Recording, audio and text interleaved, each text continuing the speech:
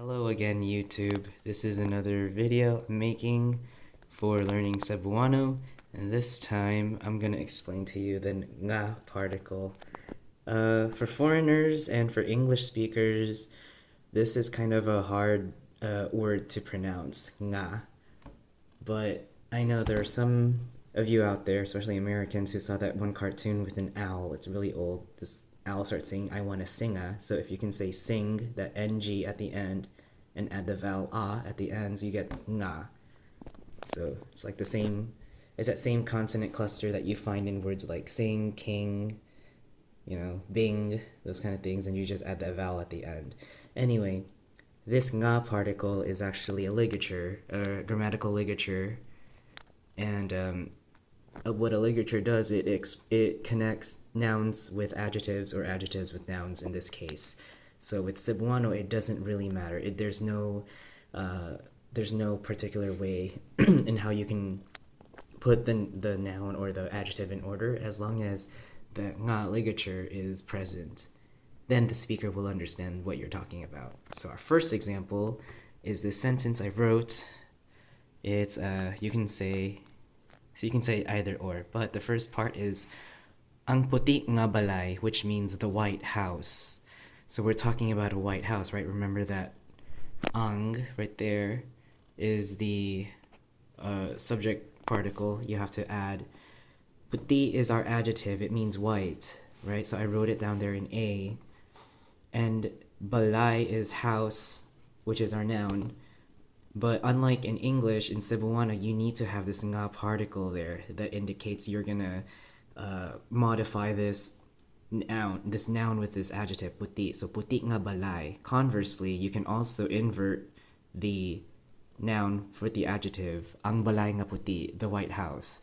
Either or if you say either or, they're perfectly acceptable, and a Cebuano speaker or Visayan speaker will know what you're talking about, just as long as you have that nga at the end there. Here's where the tricky part comes in. Nga will change forms depending on the ending of a word. So if the adjective or noun ends in a consonant, you just keep nga by itself. However, if it ends in a vowel, you have to change nga to this ng ending, and you tack on the ng ending into the adjective or the noun. In this case, you can say puting balay or balayng puti, which has a better conversational flow instead of saying puti nga balay, many pauses. So in this case, you can rewrite the sentence as ang puting balay or ang balayng puti. Either or will get you understood. And they'll know that you're talking about some white house somewhere.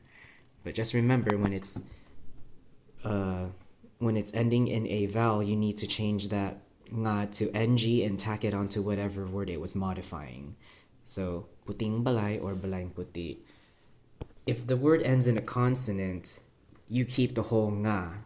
So for this example sentence right here, ang itom nga panaksan, which means a black bowl or the black bowl. Itom is our again, it's our adjective, which means black, and then we have panaksan, which is bowl. It's our noun.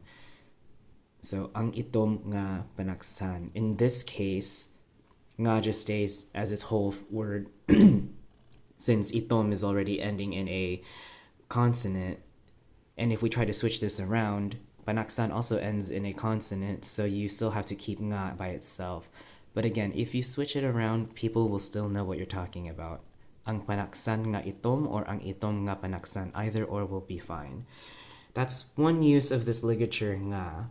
The other use is to link clauses together. In English, we have what's called independent and dependent clauses, where one part of a sentence can stand on its own. Another part of a sentence will need to have a clause to be helped with the independent clause, or it's also called a dependent clause. Or sometimes you can just have two independent clauses that can stand on their own. I'm not sure if this is the same thing with run-on sentences or sentence fragments, but something sort of like those lines. So anyway, the sentence I have written down here is kabalo nimo nga nagdagan ako. So this nga kind of acts like a kind of like a conjunction, kind of, I guess I would say something that can glue two clauses together.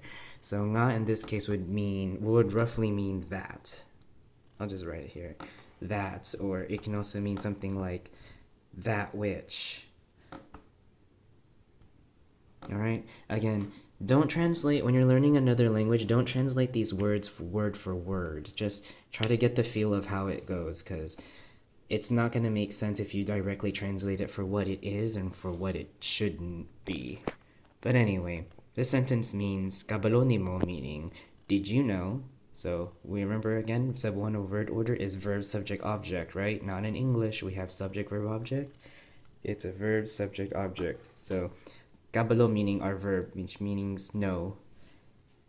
Kabalo nimo, and this is the form for you, right? No, you, that, nagdagan ako, which means that I ran. Nagdagan, which comes from the root, we have a root here, the root verb dagan, and then ako meaning me or I, that subject pronoun I, me, first person. And we have nag as well here. Nag, which is, I'll explain this in another video. It's a past aspect that can conjugate this verb, saying that an action was done. But that's gonna be for another video at another time. So, did you know that I ran? Even though we have nga here that connects these two sentences together, these two clauses together, kabalo nimo can still stand on its own. So it just means, did you know, right? I can just put a question mark there and say, hey, did you know? Uy, kabalo nimo. And without na, I can just say, nagdagan ako. I can still have this stand out, right? Nagdagan ako, I ran. Or if you want to put a rising intonation, I ran. Nagdagan ako. Boom. If I wanted to connect the two sentences, I will need to have this nga that will connect these two clauses. Alright? So that's roughly it for this video. Again, nga ligature connects our nouns with adjectives, vice versa, and it can also function as connecting two clauses together. Well, that's it for now.